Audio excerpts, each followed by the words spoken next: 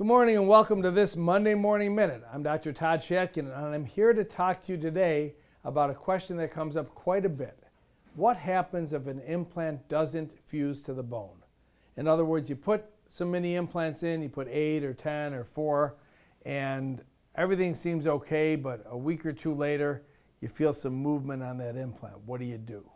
Well, let's talk about a denture stabilization situation first. Let's just keep it simple. 4 mini implants on the lower jaw. You put 4 in.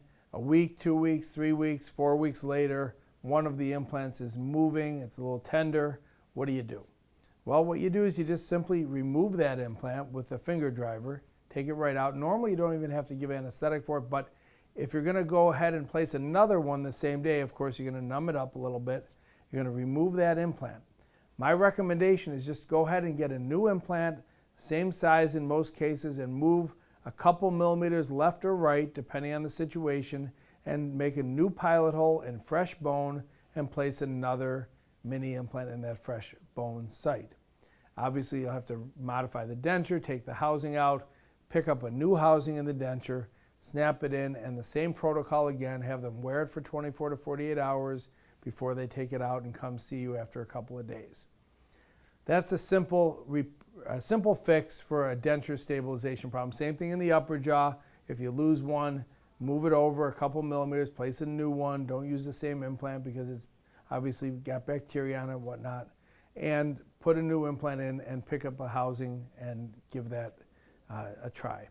Now, the more difficult situation is if you put a mini implant for a crown, and a couple weeks, 3 weeks, 4 weeks later, the implant's loose, the crown's loose. If you've already cemented the crown, what do you do then? So what I do normally, if it's got a crown on it, I'll use a crown tapper. I'll tap the crown off with the implant. Obviously, you're going to numb them up. Pull the implant out with the crown. Most times I'll go to a larger diameter mini. So if it's an O-ball mini with a crown on it, I'll go up to a Milo 3.0 or 3.75 and go right in the same socket, screw it in the bone, and take the crown off of the implant that failed. I'll flip it over, cut a little trough around the implant to loosen it, take the crown out, clean out the cement, and usually you can cement the crown right back on if you position the implant properly. Okay, so that's another simple fix for a single tooth. Now, if it's a multiple tooth situation where you've got a bridge or a temporary bridge, I really, really like our new mono implants. If you have a failed mini, you can go right in with a larger mono, a 3.3, 3.7, or 4.2 mono, and go right in that bone and really engage solid bone. And that works usually very well. But the important thing is to re-drill the hole, clean out any granulation tissue, drill the hole with a little larger drill, and then go in with that mono and engage the larger bone, the dense bone, with that mono implant that's got very heavy, dense threads. So those are the ways I solve problems with failing implants. If you want to, you can just take the implant out and wait a while. That's perfectly fine. You don't have to go back in the same day. Take it out, clean it out, let it heal. If you want to pack some bone in there, you can do that. Pack some osteogen in and just let it heal for 4, 6, 8 weeks, and then go back and try again. So those are all solutions to mini implants that may not integrate or may fail after time.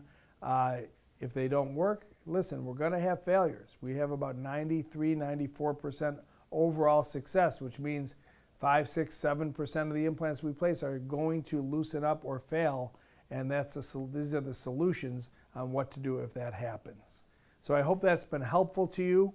And as always, myself, Dr. Dave, Dr. John, Dr. Dave Powers, Dr. John Lucchese, or myself are available anytime to assist you, answer questions. You can email us, text us, call us anytime you want if you have any questions or problems. The other thing I want to mention to you is we have our upcoming meeting. The International Academy of Mini Dental Implants is going to be live in person in Park City, Utah. We're very excited about it. It's going to be on October 9th and 10th. There's still space available, but limited space is available because we are limiting the attendance. So for social distancing, and we will be checking your temperature when you get there. We will be having you fill out a pre-questionnaire COVID questionnaire. We're going to take all the precautions that we can to avoid any problems. You're going to have to wear masks. So we're going to do everything possible, but we are going to have a wonderful time. It's a beautiful venue at Deer Valley, Park City, Utah. We would love to see you there. So if you want to sign up, give our office a call at 716-839-2959 or 888-4-SHATKIN, the number 4-SHATKIN, to sign up for the course, or you can go to shatkinfirst.com and sign up online. But I have a special guest coming.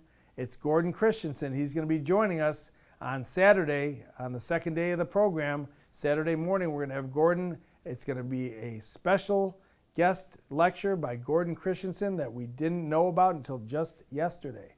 I talked to him and asked him, since we're going to be in Utah, if he'd be available, and he's coming down to our academy. This will be the fourth time he's visited us at our International Academy of Mini Implants.